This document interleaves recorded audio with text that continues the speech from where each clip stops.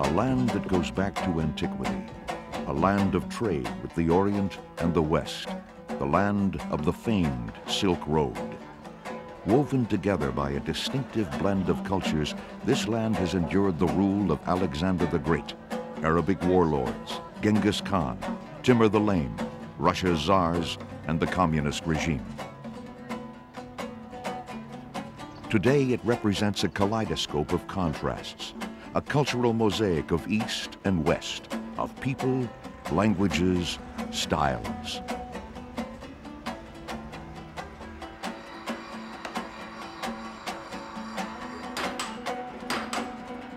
The new independent Republic of Uzbekistan was presented to the world in 1991.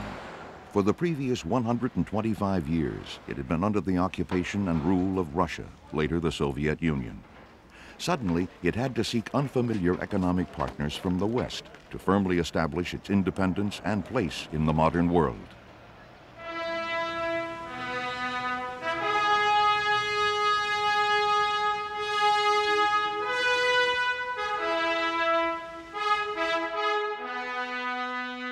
In 1991, the end of an era of Soviet exploitation meant dramatic change. It meant the need for reform and the creation of a new economy. After some 70 years of Soviet rule, the new Republic of Uzbekistan began the arduous process of liberating itself from economic dependence on Russia. This transition is critical to the new republic, even though it will be difficult, reflects Tolkan Shayakubov, chairman of the State Committee of Geology and Mineral Resources. Any transition period is painful. When a person is in one condition and changes to another, it is a fragile and difficult situation. All at once, we went from a system that we were living in for 60 or 70 years to a completely different system. All at once, all the economic ties within the framework of the former Soviet Union were broken. There was no preparation. That was the greatest difficulty. Uzbekistan, a republic with a population of more than 22 million, ranks as the fourth largest cotton-producing nation in the world. It also boasts of vast natural resources like oil, natural gas, uranium, and gold. Yet until 1991, Uzbekistan's capacity to produce goods from its raw materials had not been extensively developed. It is now estimated that the untapped mineral assets of Uzbekistan may lead it to become one of the most prosperous of the Central Asian republics. This is a promising sign, for such prosperity is crucial to existence in a free market economy. A man can feel himself economically independent only when he possesses certain economic capabilities. If he doesn't have this, he can talk about independence as much as he wants, but without a material base, it is just talk. In the colorful bazaars of Tashkent, Samarkand, and Bukhara, the healthy spirit of enterprise and the traditions of Oriental trade are alive. But the transition to a complete free market is very hard. Overcoming the long-held views and ideologies of the former Soviet system will take a long time. Perhaps this is why Uzbekistan's president, Islam Karimov, often repeats traditional Oriental wisdom. We will not tear down the old house before the new one is built. Such words are a reflection of Uzbekistan's politics and the path of development it is taking. We are undergoing a very difficult time, a transition period which, logically, will entail some kind of instability. But so far, we are stable. One of the successes of Uzbekistan, that is, of Uzbek politics, is that, thank God, there are no conflicts between ethnicities or nationalities. In that respect, it is quiet here. أعوذ بالله من الشيطان الرجيم بسم الله الرحمن الرحيم While the influence of Russian culture is visible in Uzbek cities, So too is the culture of the Sunni Muslims, who make up almost 88% of the country's population.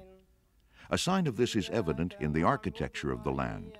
Concrete buildings that were influenced by the Soviets also contained elements of Central Asian and Islamic design, inspired by the mosques and madrasas of Samarkand and Bukhara.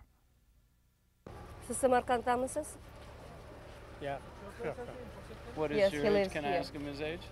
Is that okay? Yoshunuz neçede? Atacığım. How old does he look? 65. Yeah, 65, 68, 82. Oh. It's very good. You have a beautiful beard. When the West establishes regular commercial transactions with the East, citizens like Samarkand businessman Talib Masum Zada believe the setting will offer rich opportunities for both cultures. I would say that we genuinely want to cooperate with North America, especially with the United States. The U.S. can help Uzbekistan. It will not just help Uzbekistan, but rather it will benefit both countries. Perhaps it is fitting that a once great tradition of entrepreneurship and trade, predating the days of Marco Polo, is re-emerging. In fact, many in the world perceive the developing Republic of Uzbekistan as an intriguing trade and investment partner. Do you know who is Van Damme? Jean-Claude Van Jean-Claude Van Damme. Damme. Yeah.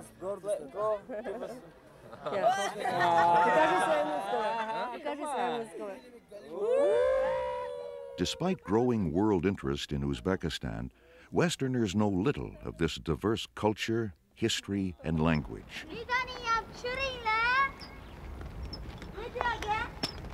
Since the collapse of the Soviet Union, the country of Uzbekistan has been facing an urgent need for hard currency. Gold reserves that rank 7th in the world and other natural resources provide Uzbekistan with the assets from which to build. Even before the Soviet coup, Uzbekistan had looked to Moscow and the Western world for assistance in increasing production of these assets. One Western mining company it met with was Newmont. Our first contact with the Uzbeks was in May of '91, when one of our technical people visited Uzbekistan and saw this enormous pile of broken low-grade ore. The way this really came about was over a toast, over quite a few vodkas, but it was over a toast. Now at that time I hadn't had my my Berlitz course, so the toast was in English. It was translated into Russian. But the toast was that I was impressed by your mine. I was especially impressed by the way you're stockpiling your low-grade material. Then, of course, I went into Newmont, how Newmont has been processing ore like that for a long time, and if they have any problems with it or ever want to do anything with it, to contact us. So it was really a toast at the farewell dinner. And lo and behold, about 3 months later, we got a letter. The series of meetings that followed led quickly to the formation of a unique partnership. We started negotiating our joint venture agreement in November of '91 at 2 negotiating sessions, November '91 in New York, January of '92 in London. And we signed the document in February of '92, which is pretty fast by anybody's standards. The short time it took to formulate such a major agreement was remarkable, even by Western standards. Trying to reach an agreement of the scale that we did with Uzbekistan would normally have taken longer had it been negotiated with a Western partner. We found the Uzbeks knew what they wanted and were quite confident in their negotiation.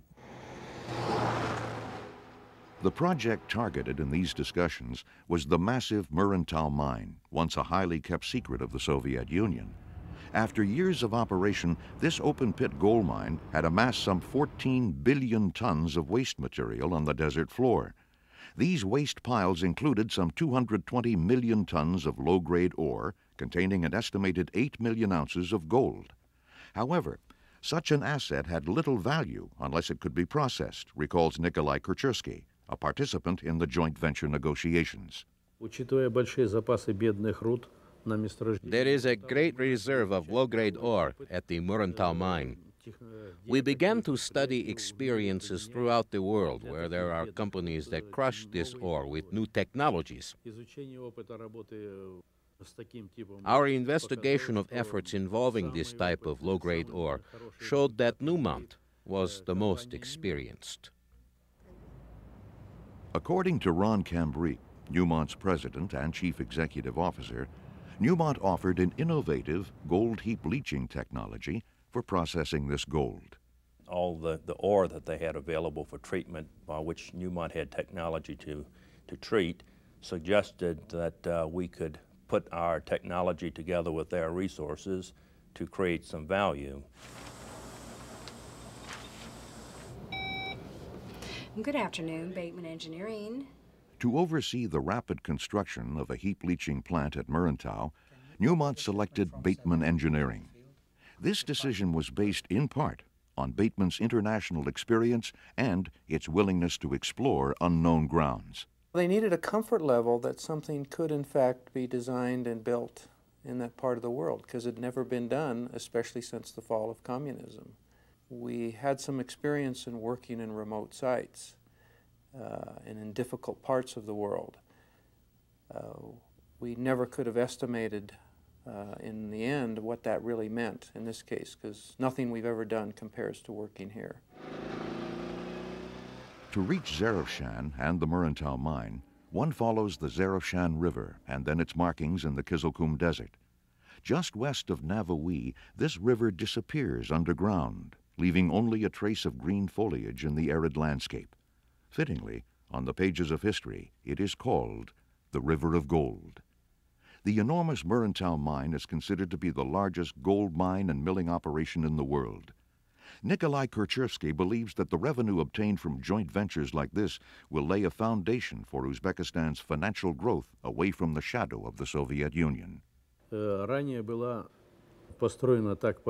there was a policy in place such that in Uzbekistan there were no processing plants. We sent our output to processing plants in Russia, Belarus, Ukraine, and the Baltic republics. Today, we must form these processing plants here in Uzbekistan. And we must establish companies that not only produce raw materials, but also finished products.